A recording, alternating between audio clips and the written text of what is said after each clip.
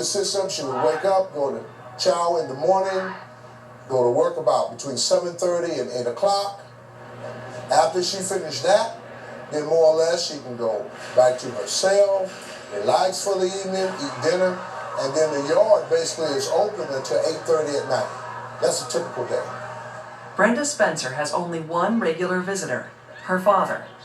Every Saturday, Wallace Spencer makes the 5-hour round trip from his house in the San Diego suburbs to see his daughter. He's been making this trip every Saturday since Brenda was jailed. Do you have any idea what kind of person he is, though, Father? Is he a regular suburban guy, or is he a bit of a strange weirdo? I mean, does anyone really know? I don't have enough information to really comment on the character of her father. The only information I would have is she felt neglected by him and had accused him of sexual molest and forcing her to share a bedroom with him, or a bed with him. I don't know whether or not those allegations are founded or not. These are just things that she has said. In 2001, Brenda Spencer suddenly and unexpectedly revealed that she had been sexually abused by her father. The claims were treated with skepticism. Neither of Brenda's parents have ever spoken about these abuse allegations. We now had a chance to ask her mother.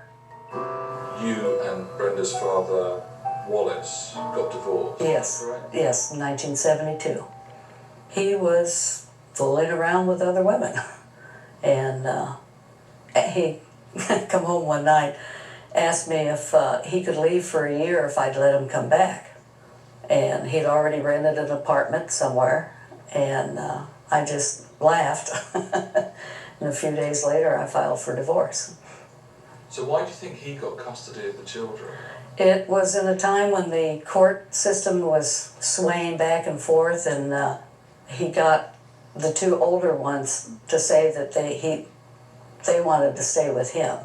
And then so they didn't want to split up the three, so he naturally got Brenda. Within a year of Brenda being jailed, her father remarried. Wallace Spencer's new wife looked so much like his daughter Brenda that some people thought she'd actually been released from prison. I can recall about a year after Brenda was committed, getting a call from one of the detectives wondering what Brenda was doing out. This girl looked very similar to, very much alike like Brenda. Sheila was her cellmate up at Juvenile Hall. And she was released to go to a halfway house. And she went to it, but she ran away from it and went to Wally's house. And he proceeded to get her pregnant. So they had to get married or go to jail, either one. So, how old was this girl at the time? Younger than Brenda. 17-year-old cellmate? That's weird. That's strange. Her stepmother is younger than her. And that sort of raised a lot of eyebrows.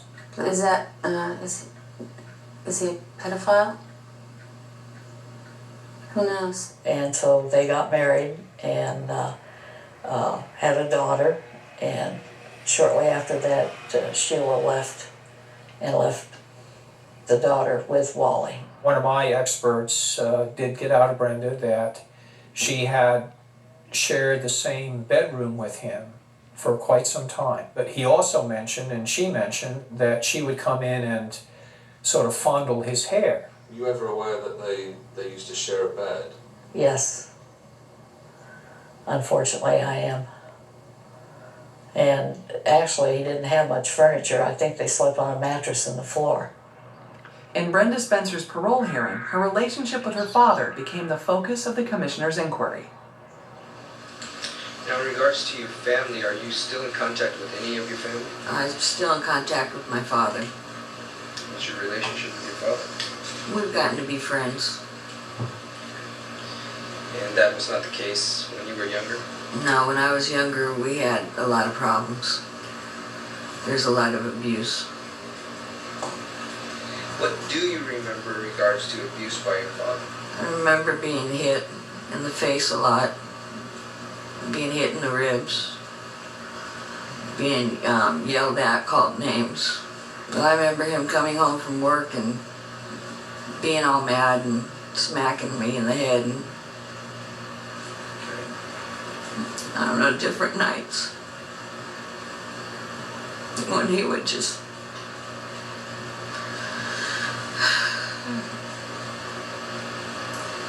almost rape me. You say almost? What do you mean almost? Well, it was like that, like he did. I don't understand. Like he would touch me inappropriately.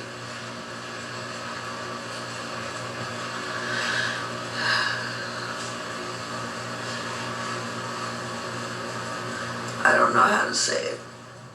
Were you ever aware about being abused by her father, Wallace? No, I wasn't. I had suspicions after they moved over there and that, but she would never really tell me.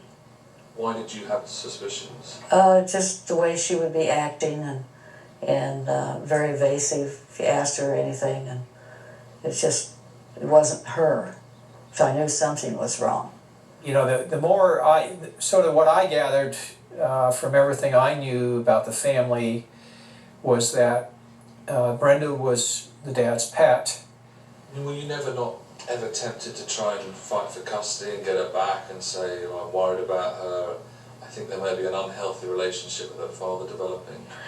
No, I couldn't really afford the attorney that I'd have to get and what have you to do it. Obviously, your father was given custody of all the siblings. Did you get to see your mother much? Not a lot. What was your relationship with your mother at that time? Well, sometimes I'd stop by her house, but she didn't much seem to care to see us or anything. No, that's not true. I'd see her maybe once a week, and then she'd come over and spend a part of the weekend with me.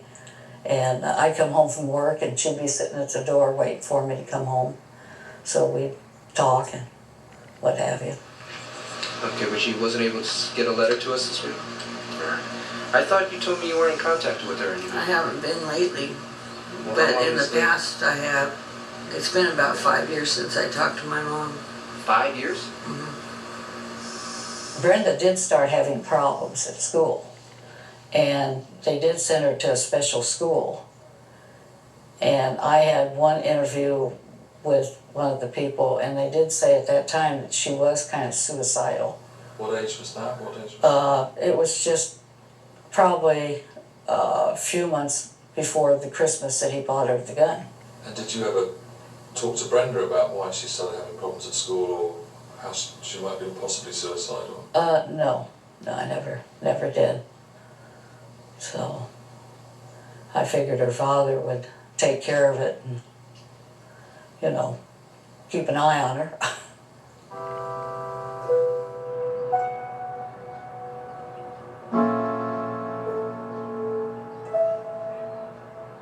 Brenda's father, Wallace, was inside the house, his van parked in the driveway.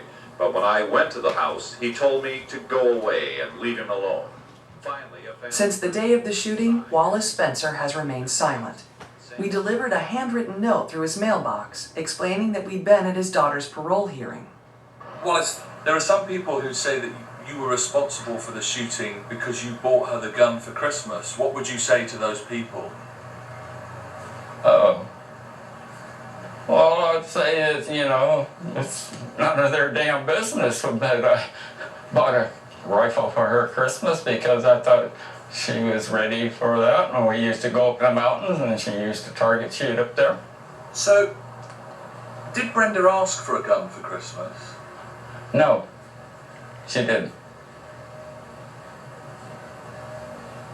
Dot said you shouldn't have given her the gun because she thought that Brenda had become suicidal. Did you think Brenda had become suicidal? No, I had not seen any grounds for that. I don't know where that statement came from. You know, how do you know if somebody's suicidal or not? I don't know. Can you remember how you felt that day? Well, I was devastated by it, you know. I just kind of fell apart myself. It just blew me away.